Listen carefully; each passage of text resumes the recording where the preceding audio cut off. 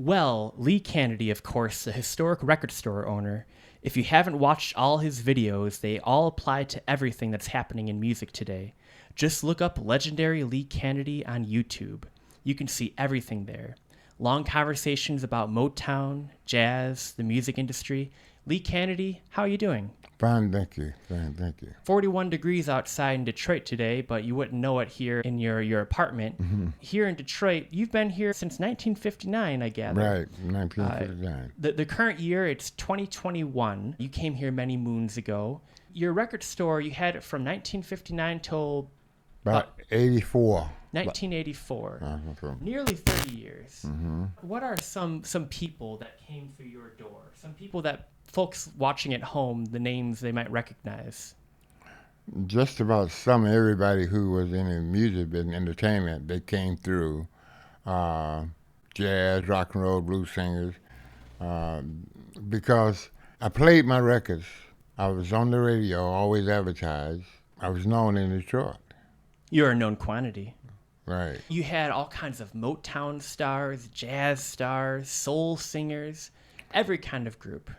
Well, I was in business before Barry went into... Barry Gordy of Motown Records. I think he was still working when we was in business, but he can't. He was doing records, I think. I remember one day he came in the store and he wanted me to listen to some records.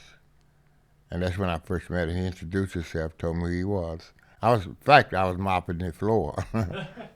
And he came in and so that's how I met him.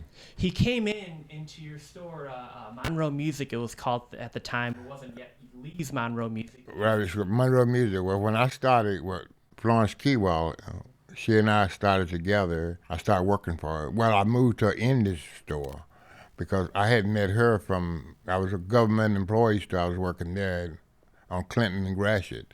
And Miss Keywell had she sold greeting cards. And she ordered records special for people. She wasn't in the record business per se. She had a lot of whatnots in there, shoving paper. When they went out of business, she moved on Monroe, and I moved to over there in my car. In fact, I got a trailer and put it on the back of my car to carry her fixture and bring to the store. And that's how I met her. Getting back to your first meeting, Barry Gordy, he walked into Monroe Music. You were an employee there for all intents and purposes. Right. You were not yet the owner. Right. And Miss Florence Keywell was Right. the owner. Right. And Barry Gordy didn't walk up to her to talk to her about business. No, he walked up to you. He didn't consider her to be the owner. He thought you were. Well, Miss Keywell, really, she owned the store, but I did all that type. I took care of the music department. Well, not the well, whole that's store pretty much the whole department. store. That's the whole store, really.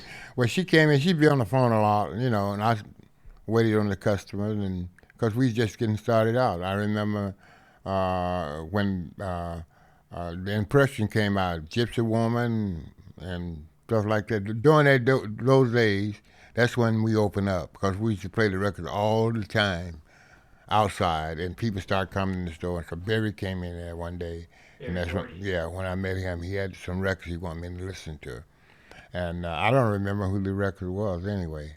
But one day, Smokey Robinson and his wife and Ronnie White, they came by the store one morning, and we was just standing outside. Les Keywell, her nephew, and I. And we was playing a game. Pretend we had a rope pulling across the sidewalk, and when people come by, they would step over like it was imaginary rope. It wasn't a wire at all. And they came by and asked us that we have the record called "Shop Around" by the Miracles. Shop Around by the Motown group, the Miracles. Right. Smokey Robinson of the Miracles. Right. And then came to ask you, do you have this record, Shop Around? Right. And what did you say to him? We said there's no such group called the Miracles. We never heard of them before. Oh, because, we know them now, but back then. Right. And so, Les, he always would read about what was coming out we knew what record was coming out before it was released. It wasn't that many records released per month, at that time. Black records I'm talking Miss about. Keywell's nephew Les would always be up on the records, Right. and he even didn't hear of them. Right. Because when a record's coming out, it would be in Billboard, one of the record Bibles that we call. We read about the music's coming out. We said we take this and we take that. That's how we would pick what we would want because we had to see it someplace. There's only a few records could get played. They had called Seabirds, vendors that you put a dime in and play a record for you. Well, that was, I understand, was controlled by the mafia or somebody like that because they was the one who brought the records in the city. And they would go around to the restaurants where they could put the machine in there. Yeah. And when people want to hear music while they're eating or whatever, you got to put money into the jukebox. And that's how records got exposed in this area because it wasn't on the radio. Man. You could listen to Randy out of Nashville. I think it's not Nashville, Randy Record Mart, whatever they're from down there. And you could hear a lot of blues on the radio. And it wasn't rock and roll in those days. It was blues. Yeah. Maybe big band sometime. That's the kind of music it was then. And what was it? They called, one was baby making music. Wait, and blues and jazz. One was drug music and one was baby making music, right? Well, they call it baby. I never heard that. Or not baby making music. What was it? Blues and jazz. One was blues was like, when we started out, our people went to the field, cotton field. They were in slavery, pick cotton, and they 150 years ago, right, American slavery. And while they in the cotton field, they would be singing songs. They make them up as they go down the road. Pass the time. And it was called blues. The son, all kind of sad blues. My woman left me in last night, and I know she got That's where it came from. Right. But it changed over as time goes. Like now we got rap. We didn't have rap then, Yeah. But you would hear like on the radio like Doris Day, Patti Page, Frank Sinatra, of course, Blue Eyes, But it wasn't... Bing Crosby. Right, Bing Crosby, stuff like Dick Martin, I think. Steve Lawrence. Yeah. And so, but now you could hear country and western, down south. Yeah. It was different. But up here, I wasn't up in there, but when I came here, there wasn't that many, a lot of music out then. Jackie Wilson came out early, and the Platters. We remember, I think the Platters was the first black record that became on the top chart, I believe. Were they out of Detroit, the Platters? Were they a Motown I don't group? remember where they were from. I don't think so. Okay. But it was three guys and a lady, something like that. I remember as a kid, the Platters. I want to get back to your story, your life story of Lee's Monroe music. You met Berry Gordy, came up to you, and you had a conversation with him. Was he trying to get into business with you right off the bat, or was it more... Was he asking your advice on things? What did he come to talk to you about? Well, why did he came by to bring some records he had recorded. He wanted me to listen to them. Of course, put them in my store and put them on the chart if you could. And that's the way they would get charged. Someone had to play the record. Berry Gordy came to Lee Canady for help. Yes. Back in, this wouldn't have been 1959. It would have been a few years later, right? And every time when Temptation and the Supreme opened up at 20 grand, his first act down there, I was there in the audience because what he did was everybody that could help him, I suppose, in the record business, the disc jockeys or somebody, I was in the business of selling this merchandise, we had special invitation to be there for opening night. I think everything when they opened it to 20 grand. Now was that a white venue, a black venue? It was owned by white. It was owned by whites, but what did white people go to shows? Black people who? And that time it wasn't many people. We wasn't integrating all over then. It may be one or two maybe down there. One or two black people, but by and large, I mean, the white people maybe be there. You always someone, one or two. You know what I'm saying? one or two white people, but it was mostly black. Yeah, it was a black club. But owned by white people. Okay. Owned by right. white people. The 20 grand. Right, and they had a bowling alley downstairs. Wow. And on a Monday night, they would play a dance. I think it cost like 10 cents, maybe 50 to go in or something like that. Okay. And we danced, and the people who would was trying to make records, like Argentina Turner, and they came through when she started out, her and her husband. Ike Turner. Right. Came and sang free one Monday night I disc jockey down there. I played spin the records. I didn't know that. You were a disc jockey? Well, not a disc jockey. You chose the record. You chose the playlist. I spent the records for... Well, that's a disc jockey in-house. For Bill Williams. See, they paid very little money, I understand, to the disc jockey then. A pittance. So way they got their money on a Friday night or whatever, they have a party, rent the club and charge people to come in, and people who trying to sing go the disc and jockey sing. Would rent the club to make some money. To make his money. And then if you're on the radio, he put you on stage, and that's how they got exposed. So Argentina Turner, they in town, maybe could be in town appearing someplace, but they come down there just to sing free. To let you know I'm in town, come to see me tomorrow night at such a place. That's the way it was then. You know, Isaac's brother came down, and everybody came down and did free stuff, you know. And when I had my group, we did free stuff to get on, just to be on stage. And we go there and they sang hard, like they're getting paid, but they're not getting paid. They're just getting exposure. Now, that was the Moniques was your group. Moniques, right. You only managed one group, the Moniques? Right, I only managed one group. I don't know, one of the young ladies worked. One of the ladies of the Moniques had another job, you're saying? Yes, she worked at she was an airline steward. Oh, she must have been very pretty then. She used to come in the store all the time, and she had two friends.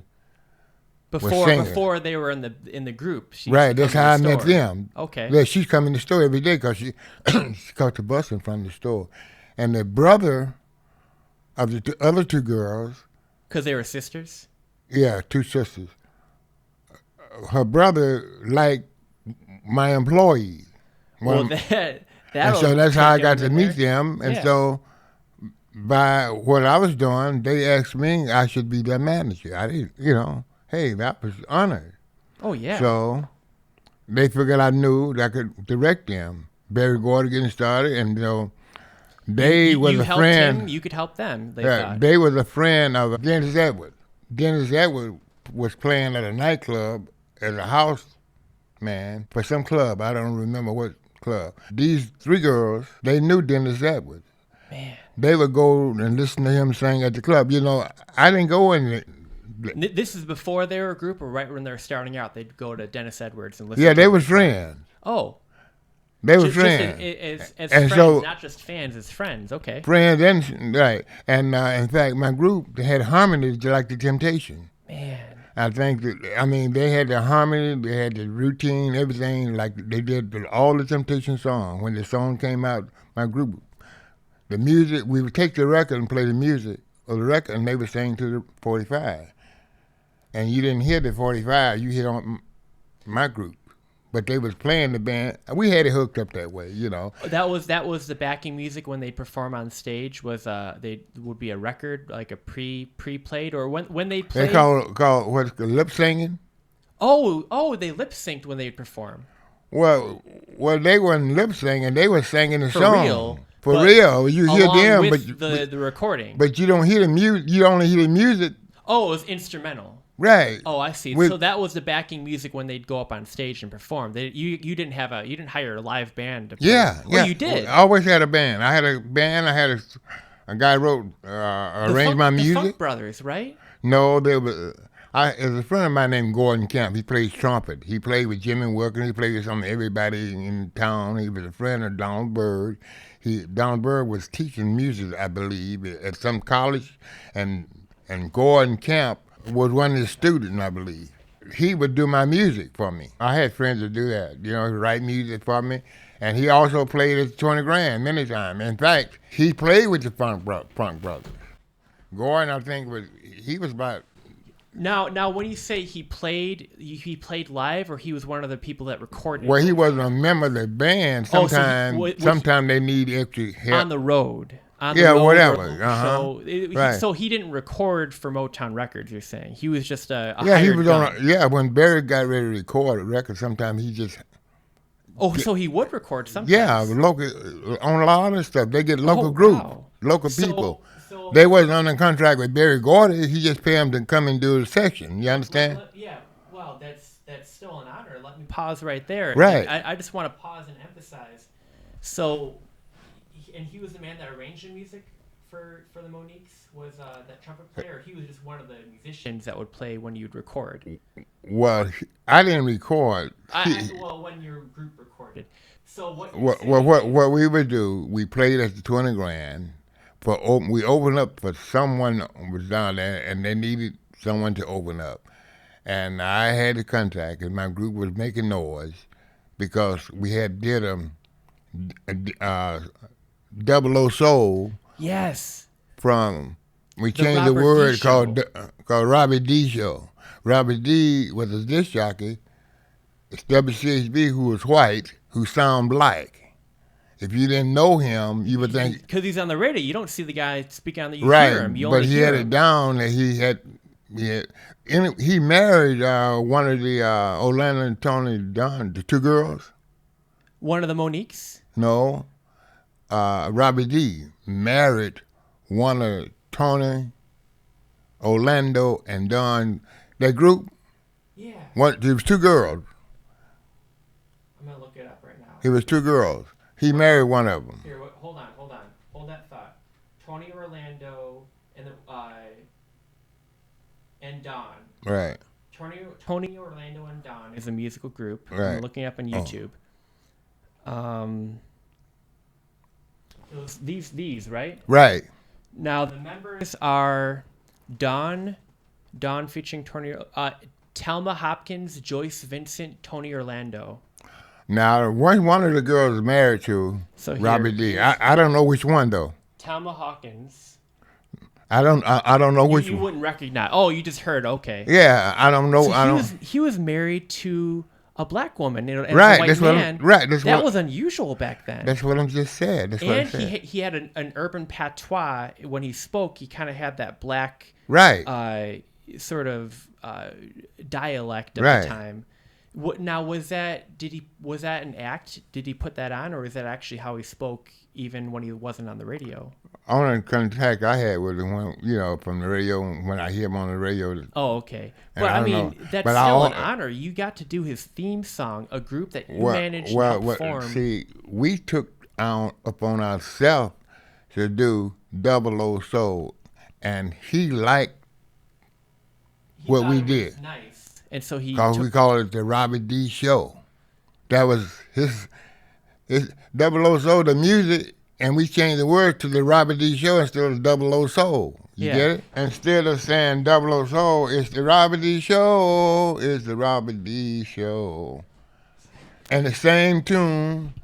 I'm not a rock singer. I don't dig rock. I mean, only making money off selling them. Yeah. But I like jazz.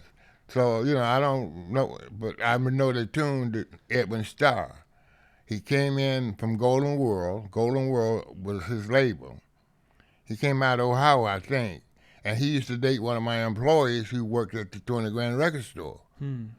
And Edwin Starr was there every day. But, I see him hello and keep going, and he was with my employees. But we did, and my group learned his song, and they would... Double O Soul. Yeah, and we would go and play places for a little money just to get on the show. We play free just to get on the show. We're trying to get exposure. That's what we did. And we got 30 days to go to to the 20 grand? no, to go um, to the island, Bah- To Belle Isle? to the island, Bahamas. Bahamas? Yes. Really? Did you go to the Bahamas to perform? No, we didn't go. We had 30 days. The guy wanted us for 30 days. The girls, they got big heads. They wanted more money. They wanted them for 30 days. They were going to give them. They thought the whole world revolved around their finger. Absolutely. And they got in that kind of temperamental thing. Like we'd be late going to rehearsal. Sometimes we supposed to be a place. They be changing clothes in the back seat of the car, changing clothes because they late. I'm trying to get them there and stuff like that, It's a lot of heck on you when you manage a group sometimes. Then they need this and they need that, so. Did you sort of feel like their father in that role as the manager? Well, like I said once before, like L.J. Reynolds asked me about being his manager, and Dramatics, they did too before they was famous. But see, they be coming on you so much, support.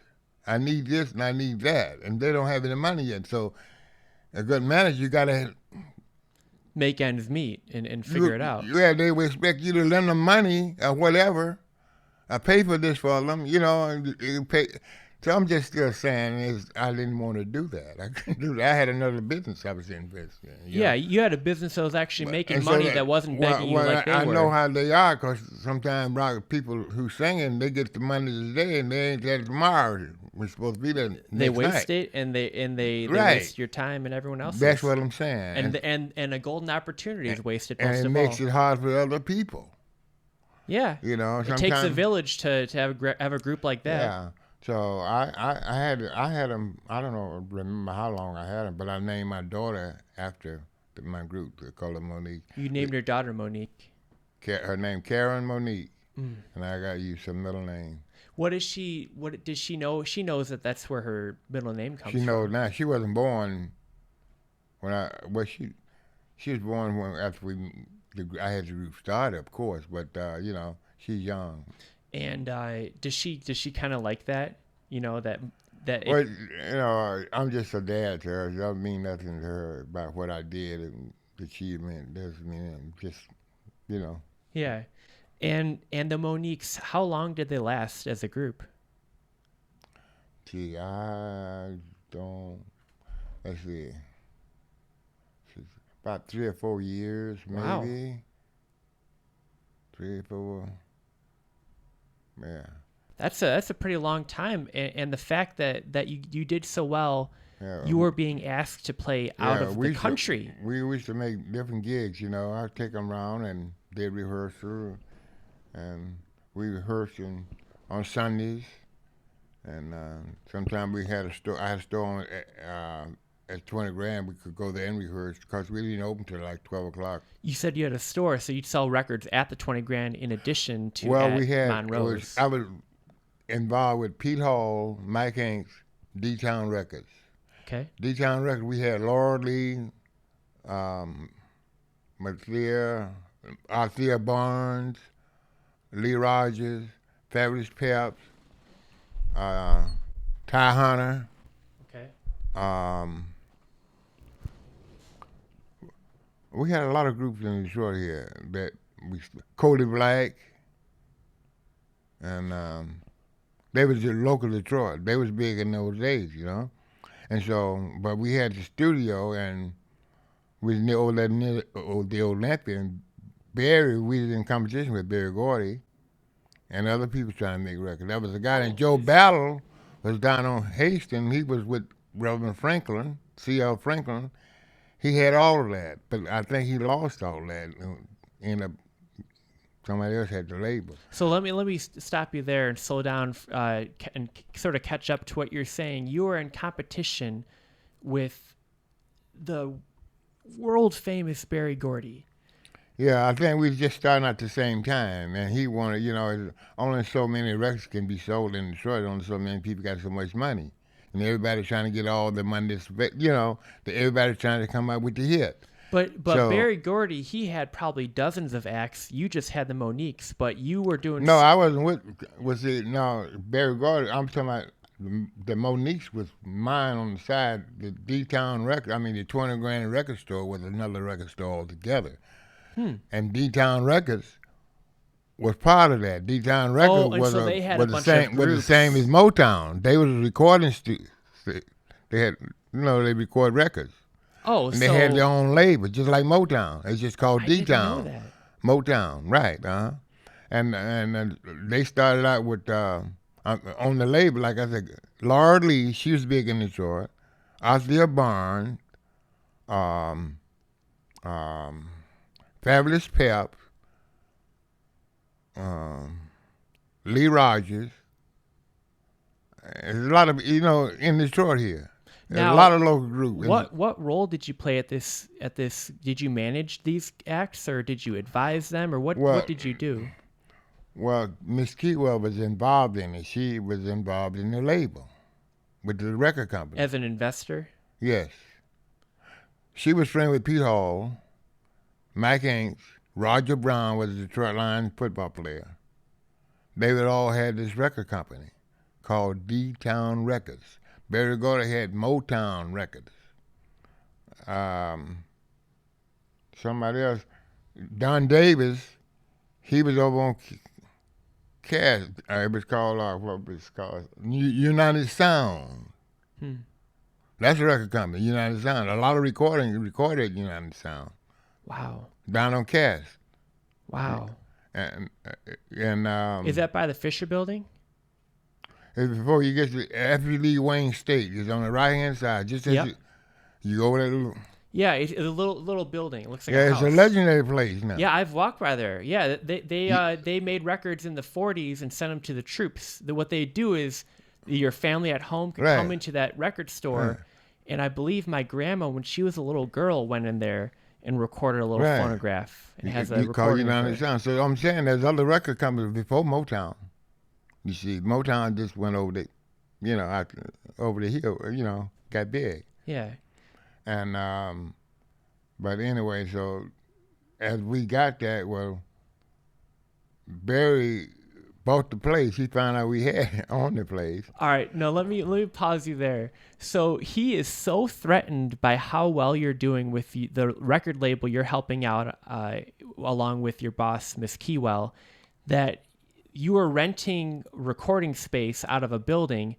And so to go above you, he just straight out, he bought the building or just... Well, we soundproofed the building. We had to come up, they came up with the money to soundproof the building. So you hadn't started recording there yet. You were just getting it ready to be a recording studio. Right. Well, I wasn't. They was Pete Hall and Mike Hanks and Roger Brown. Well, you were involved with them I was still. involved with Miss Keywell, I just was working for her at the time. Yeah, but you'd work with them through her. Yeah, through her, right.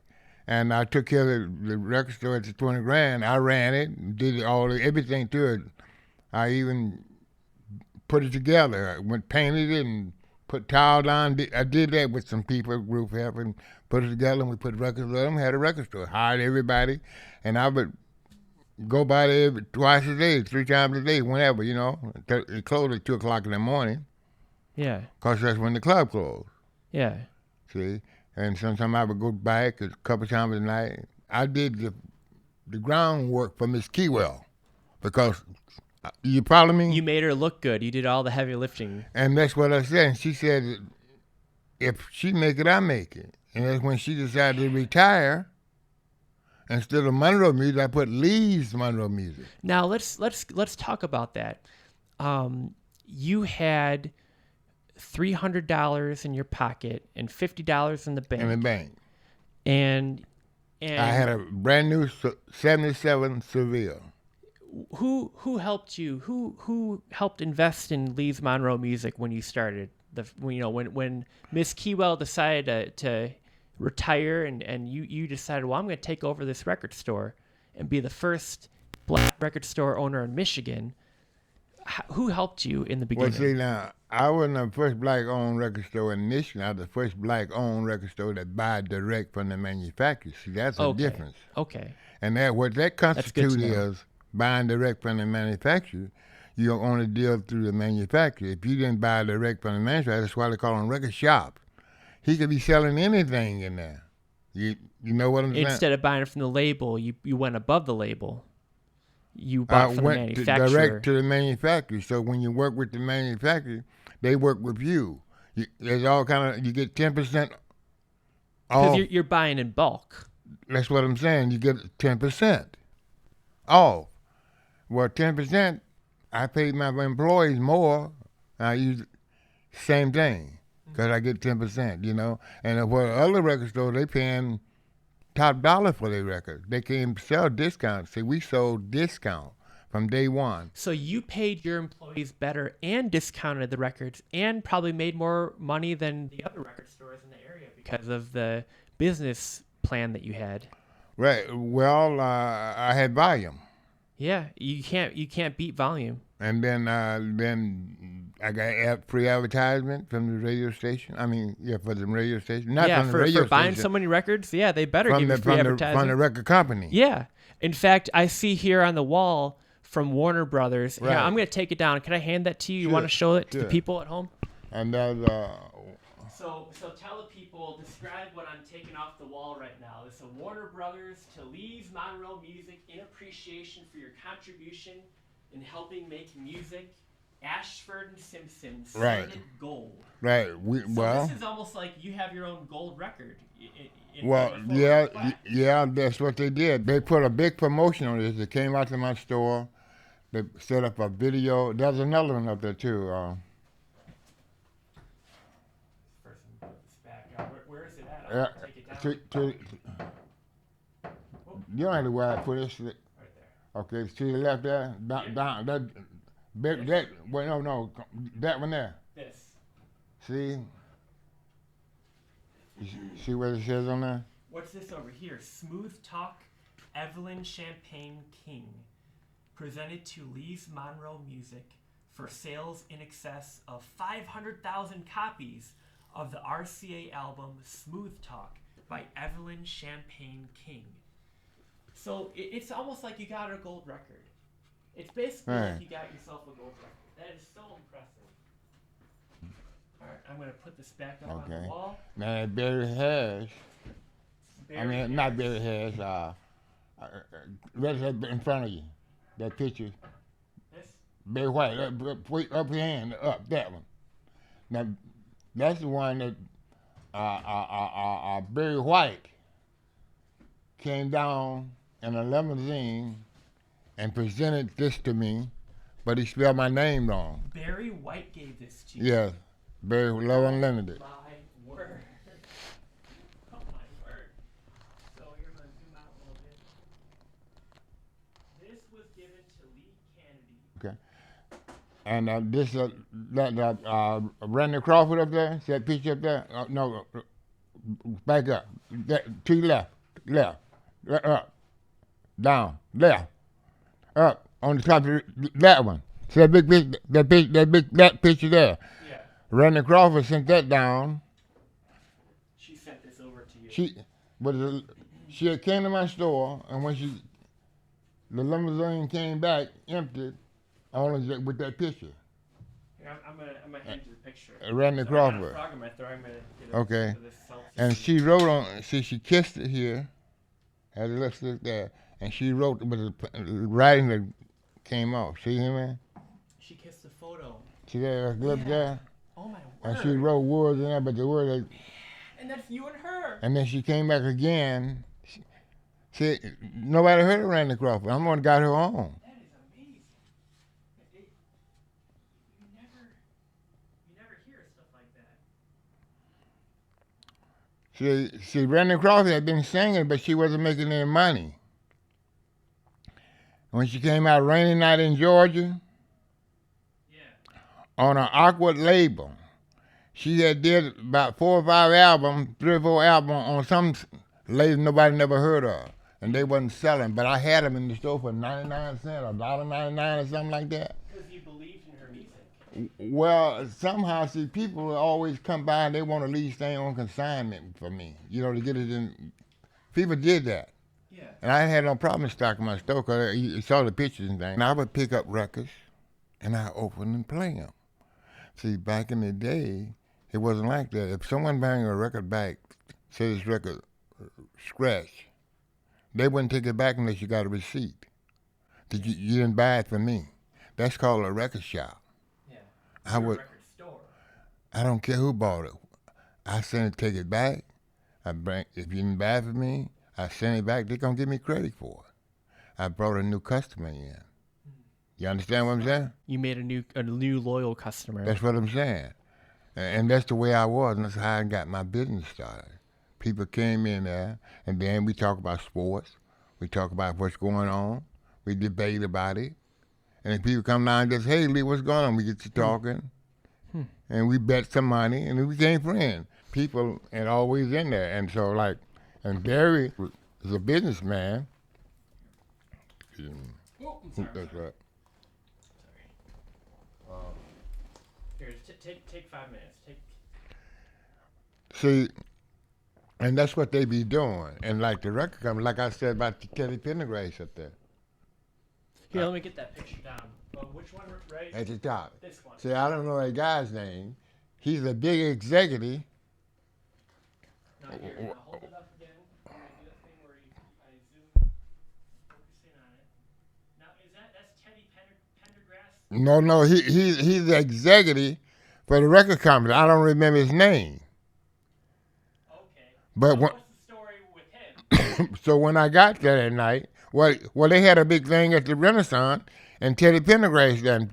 It was a lot of money they spent trying to satisfy his customers, the record dealers. So we invited, so drinks and everything, and Teddy Pendergrass taking pictures. So anyway, when I walked in, he met me because I had my coat on. And we at the Renaissance, Teddy Pendergrass had a full-length mink. Black men just began to start wearing mink coats. It is just becoming a stylish thing. Right. Now, here, And it talk caught. in the microphone. Oh, okay. Yeah. I'm sorry, I forgot. Because I get excited. And it costs a lot of money. You know, like Cadillac costs a lot of money. And people look at it and know that. It was a sign of wealth. That's what I'm trying to say.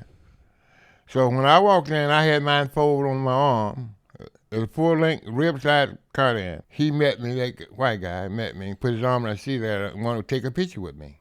Yeah. Hold me real tight. I don't remember his name. But he respected me because who I was. That's what I'm saying. You dressed for success, and he saw that, and he That's what I'm saying. Then I sold records. And Teddy Pendergrass there walking around with his mink and his chains. Well, I was wearing chains before Pendergrass because I had a silver anniversary Corvette. They only made 44,000. And you had one of them. And I had one of them. You showed me earlier you have this plaque on the wall they gave you when you got it. Yeah, I got to find out that's valuable too. Oh, yeah, I'm sure. Because somebody might still have that Corvette. They found a man the other day had a Corvette. He wanted to buy one, and he saw one online, and he went and bought it. His father's car.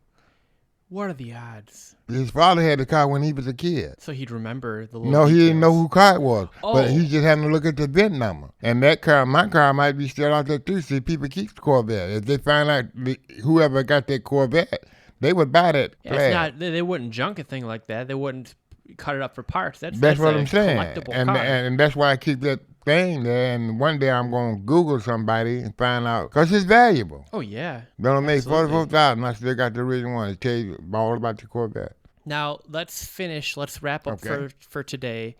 Leave the folks at home with a piece of wisdom. Wisdom from the legendary Lee Canady. Well, let's see. I think everybody should put themselves in the next person's place, and we'll be a better person. You know, do unto others as you have them to do unto you. Don't wish nothing nobody, don't wish on yourself. If you can do it to me, I can do it to you, or vice versa. So I don't want you to do it to me. I know you don't want me to do it to you. That's what people should do. And we have better society. Amen. Those are words to live by. That's well, right. Do unto others as you wish someone to do unto you. The golden rule. Right. Treat somebody like you wish to be treated. And I walk a mile keeping hurting your feelings, if I can. But if you push me, I fight back. Yeah. Stand Don't up for point no yourself. finger that means shoulda, coulda, woulda. I'm mean. Ain't but one of mean. And if you're an umpire, what kind of calls would you give if you're a baseball umpire? Balls and strikes. That's right. That's Balls right. and strikes. Dollars and cents. If it don't make CENT, it don't make SENT. Yes, and then what's You that? get What's it? that song from the Jackson 5? The ABC 1, 2, 3. That's all I'm saying. That's right. Well, Mr. Canady, it's been an honor and a pleasure. You are legendary Lee Canady. Thank you for talking to us once again. Do you have any message to the folks at home or any request of the people watching at home? Anything you want to say to the people? Any parting message or something you want from them? Live every day like it's your last.